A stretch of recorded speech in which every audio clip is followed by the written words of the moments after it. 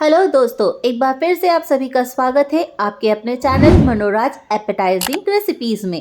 चलिए आज कुछ मीठा हो जाए, लेकिन उससे पहले मेरे चैनल को जल्दी से सब्सक्राइब कर लें।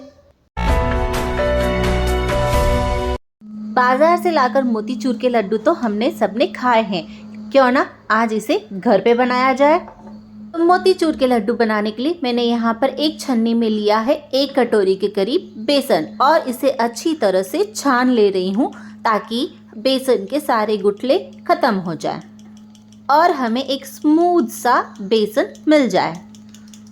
ये देखिए, बेसन को छानने के बाद हमें इसमें किस तरह से गुठले मिल गए हैं। इन्हें उंगली से इस तरह से दबा दबा कर अच्छी तरह से इस छन्नी में से छान लीजिए। मैंने पूरे बेसन को छन्नी में से अच्छी तरह से छान लिया है और एक फाइन पाउडर हमें मिल गया है। अब हम इस छन्नी को एक तरफ रख देते हैं और आगे की प्रोसेस करते हैं। उसके लिए मैंने उस बेसन को एक कटोरी में शिफ्ट किया है और पानी की मदद से इसे एक अच्छे से पेस्ट में घोल लेती हूँ। ध्यान रखिएगा, पानी हम बहुत ही थोड़ा थोड़ा करके डालेंगे क्योंकि बेसन में कम पानी लगता है और हमें पेस्ट को ज़्यादा पतला नहीं करना है। धीमे धीमे हाथ से सारे गुठलों को फोड़ते हुए अच्छी तरह से हमें इसे मिक्स कर लेना है। वैसे तो इसमें अब गुठले रहेंगे नहीं क्योंकि हमने इसे छन्नी से अच्छी तरह से छान लिया था। ये देखिए, ये जो कंसिस्टेंसी है, इस कंसिस्टेंसी का हमें घोल तैयार करना है। अब इस घोल को हम एक थैली में ले लेते हैं। यहाँ मैंने एक दूध की थैली थी मेरे पास में, उसे लिया है और इस थैली में अब मैं भर दूंगी अपना तैयार किया हुआ पूरा घोल। ये देखिए, जो कंसिस्टेंसी है, इस कंसिस्टेंसी का हमें घोल तैयार रखना है। घोल को पैकेट में डालने के बाद अब मैं इसे रबर बैंड की सहायता से या धागे की सहायता से अच्छी तरह से बांध लेती हूँ। अब एक कैंची की मदद से मैं इसमें बहुत ही बारीक सा छेद करूँगी। ये जो छेद रहेगा, इससे हमारा बेसन निकलेगा और इसी से हमारे मोतीचूर के लड्डू के मोती तैयार होंगे। तो जितने बड़े आपको मोती रखने हैं उस हिसाब से इसमें छेद करिएगा। यहाँ मैं बहुत छोटे छोटे से मोतियों के साथ में मोतीचूर का लड्डू बनाना चाह रही हूँ, इसीलिए मैं यहाँ पे बहुत छोटा सा छेद करूँगी। अब मैंने यहाँ पर एक पैन लिया है, इस पैन में घी डाल करके उसे अच्छी तरह से गर्म कर लिया है और अब तैयार पैकेट से इसमें मैं धीरे धीरे मोती डाल रही हूँ। इसे आप एकदम तेज़ी से दबाएंगे और तेज़ी से हाथ चलाएंगे तो इस तरह से छोटे छोटे मोती आपके गिरने लगेंगे। ध्यान रखिएगा, ना ज़्यादा इसे तेज़ करना है ना ज़्यादा स्लो करना है। धीरे धीरे आप जब करेंगे तो आपको इसका आदत हो जाएगा, आपको आइडिया हो जाएगा कि हमें किस तरह से इसको डालना है। ये देखिए, कितने बढ़िया छोटे छोटे मोती बन करके तैयार हो जा रहे हैं। अब इन्हें ज़्यादा तलने के बजाय थोड़ा सा तल करके हम इसे अलग निकाल लेते हैं एक झाड़ी की सहायता से। इसी तरह से हम हमारे पैकेट में जो घोल बचा है उस घोल से पूरे मोती तैयार कर लेते हैं।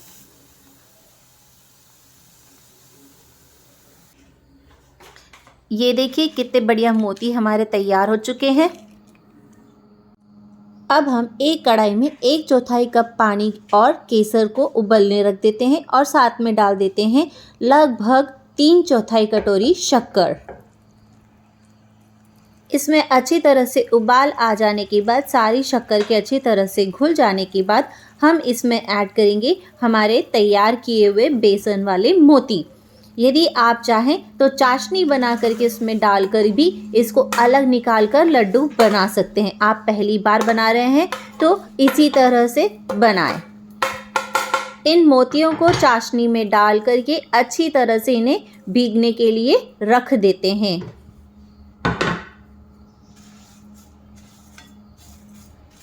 बीच बीच में हम इसे हिलाते रहेंगे ताकि हमारे जो मोती है वो चाशनी को पूरी तरह से अच्छी तरह से पी ले।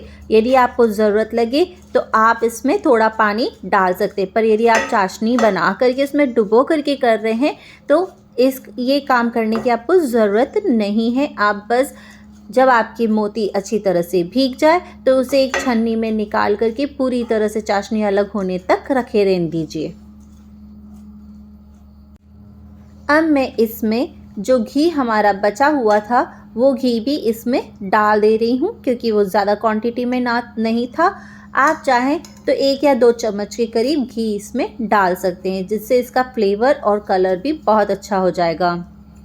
वैसे मैंने यहाँ पे कलर का इस्तेमाल नहीं किया है, पर आप चाहते हैं कि आपके जो ये लड्डू रहे वो बहुत ही केसरिया रंग के दिखाई दे तो आप खाने का रंग चाशनी में डाल करके भी इस्तेमाल कर सकते हैं। मैंने यहाँ पे वो रंग इस्तेमाल नहीं किया है क्योंकि मुझे स्वाद और इसका ये जो रंगत है ये ऐसे ही पसंद है। जब हमारे सारे मोती अच्छी तरह से भीग जाएं तो अब हम इसे एक प्लेट में अलग निकाल लेते हैं और इसके लड्डू बना लेते हैं।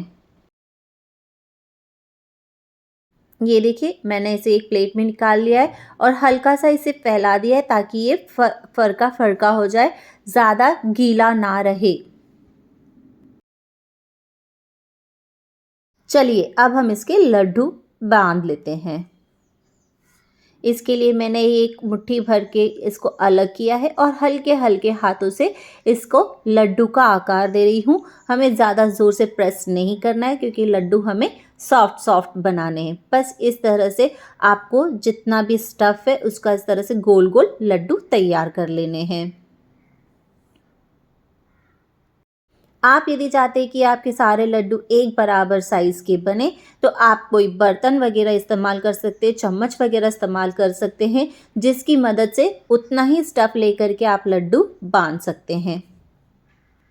दोस्तों एक बार आप घर में इस तरह से लड्डू बना करके देखिएगा, आपको ये बाज़ार के लड्डू से भी बहुत ज़्यादा टेस्टी लगेंगे क्योंकि इसमें घर के घी, घर का शक्कर, घर के बेसन का स्वाद रहेगा जो आपको बहुत ही अच्छा लगेगा। घर की शुद्धता के साथ तैयार किए हुए ये लड्डू एक बार आप अपने घर में तैयार कीजिए, बनाइए और सभी को खिलाइए और फिर मुझे बताइए कि आपको ये रेसिपी कैसी लगी। और हाँ, यदि एक बार में आपसे ये लड्डू तैयार नहीं होते हैं तो टेंशन ना लीजिए, एक बार और कोशिश कीजिए। शुरुआत थोड़ा कम क्वांटिटी से बनाइए, बाद में आप खुद एक्सपर्ट हो जाएंगे इसमें।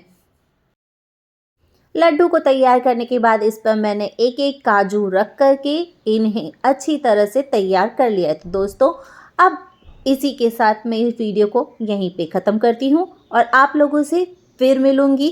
तब तक के लिए अलविदा, टाटा, बाय बाय।